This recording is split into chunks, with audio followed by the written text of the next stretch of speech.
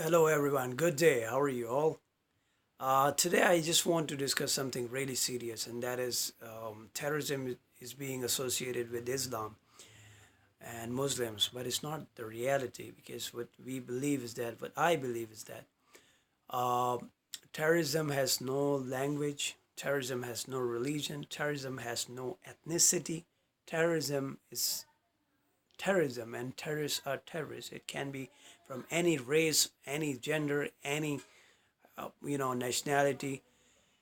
The problem is that what West do is that first they initially support any guerrilla or any kind of organization that is uprising, and then they back off from them, and then they start targeting them as terrorists. And what the problem here is that uh, they don't see the context. They don't see that what exactly is the impact that can be created.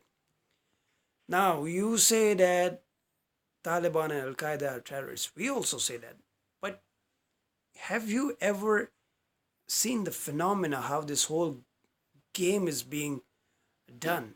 First, Pakistan. Let's say the example of Pakistan. There were huge terrorist uh, attacks. There were bomb blasts every day. There was a lot of terrorism each day. Since the last 4 or 5 years, the situation has totally changed. Now there are no bomb blasts, nothing. The Americans, they were doing a lot of drone attacks in the North Waziristan region of Pakistan, and suddenly they stopped it. Why? Because where did the terrorists go? They vanished. It's a whole game. It's a very big game. Now the terrorists, they shifted to Afghanistan. That's what the American and Israeli, perspectives say. They say that terrorism still exists, but now they have gone to Afghanistan. The problem is that in Afghanistan, their security is weak. That's why they're taking the advantage. The West is taking the advantage, especially America and Israel. They are, what I believe, that they are involved in terrorism, because without the support of CIA and Mossad, these kind of terrorist attacks cannot take place. They hired the poor people from, let's say Afghanistan or from Pakistan or from any other Arab country. They hired. They are born Muslims, but they have nothing to do with religion. What they do is that they hire them and then they train them and they take advantage of them, and then what they later on they call them as terrorists. And because it sells, terrorism sells, they're selling it to their people back home, which we need to understand.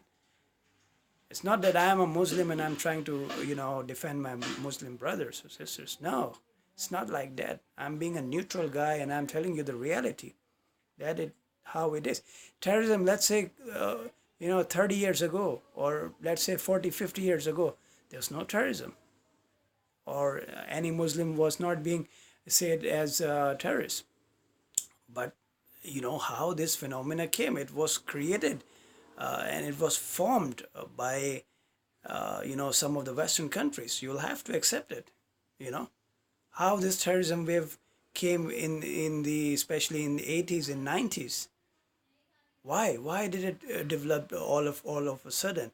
And then when the Western tourists, they come and visit any Arab country or Pakistan, Afghanistan, they have the perception changes. They say that the common people are so friendly and so loving. They have nothing to do with terrorism. And how the media is portraying and how their governments portray them. They say that there's a lot of terrorism, but in actuality it's not like that. So you need to tell them the reality. It's a game. It's a global game that is going on. That's why Muslims are being targeted and used for their own, purposes, which the West have their benefits. So we need to understand the reality before pinpointing out any nation. That's what just I wanted to portray. Thank you so much. Take care, guys. Bye bye.